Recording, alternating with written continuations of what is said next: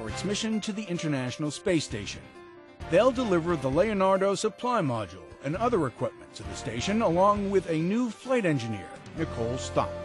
She'll swap out with Tim Kopra, who moved into the station during STS-127. One crew member is first-time flyer mission specialist Jose Hernandez. The Stockton, California native is the son of Mexican-born migrant farm workers.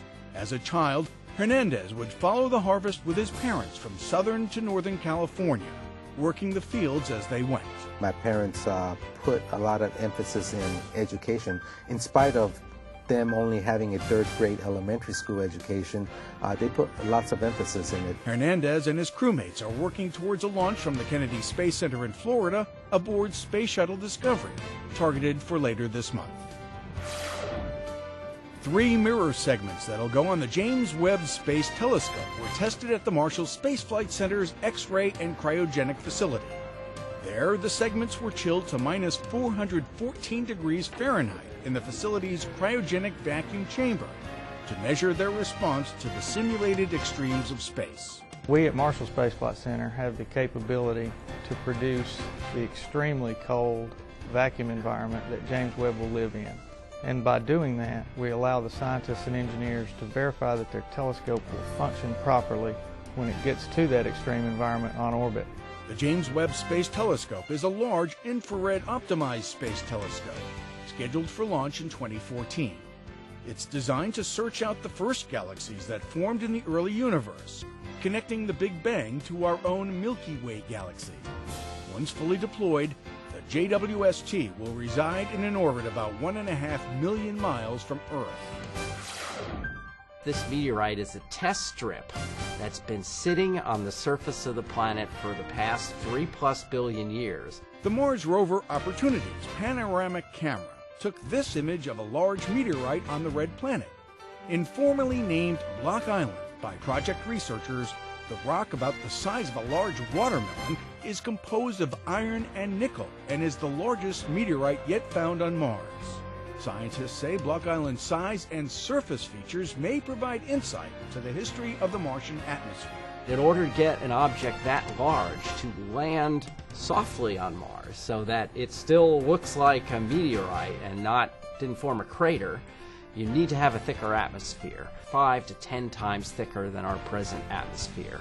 That suggests that the thicker atmosphere might have been from billions of years ago when we think water might have been more stable at the surface of Mars. A smaller iron-nickel meteorite called Heat Shield Rock was discovered by Opportunity in late 2004. About 150 Marshall Space Flight Center student interns completed their 10-week summer program with Intern Poster Day. The event, hosted by Marshall's Academic Affairs Office, showcased science and engineering projects the students supported, including the Ares upper stage and solid rocket booster integration processes. Poster Day also provided the interns with the chance to practice their presentation skills for future technical conferences. The Jet Propulsion Lab has a new website devoted to near-Earth objects, asteroids and comets that can approach Earth. Asteroid Watch features current information on NASA's missions to study comets, asteroids, and near-Earth objects. It also provides the basic facts and the very latest in science and research on these objects, some of which have the potential to strike Earth. That's actually one of the reasons why we introduced this website. We had objects that were passing close to the Earth on a regular basis, and some of the news found out about that, and we didn't think it was such a big deal. But then we realized that the public isn't aware of this, that how often objects pass close to the Earth. Among the website's other features is Don Yeoman's Top 10 list of asteroid facts. Yeoman's the manager of NASA's Near-Earth Object Program Office at JPL. He's studied asteroids and comets for more than 30 years. Asteroid Watch also contains links to sign up for NASA's new asteroid widget and Twitter account. You can explore the new site at www.jpl.nasa.gov/asteroidwatch. Oh, and by the way, Lindley Johnson tells us we shouldn't worry. The Earth isn't expected to be endangered by a wayward asteroid or comet anytime soon. The closest object within the next few months that's going to occur is going to be a little over 2 million miles away. It's an object that's only about 100 meters in size, so that's relatively small. Nothing threatening on the horizons right now. And that's This Week at NASA.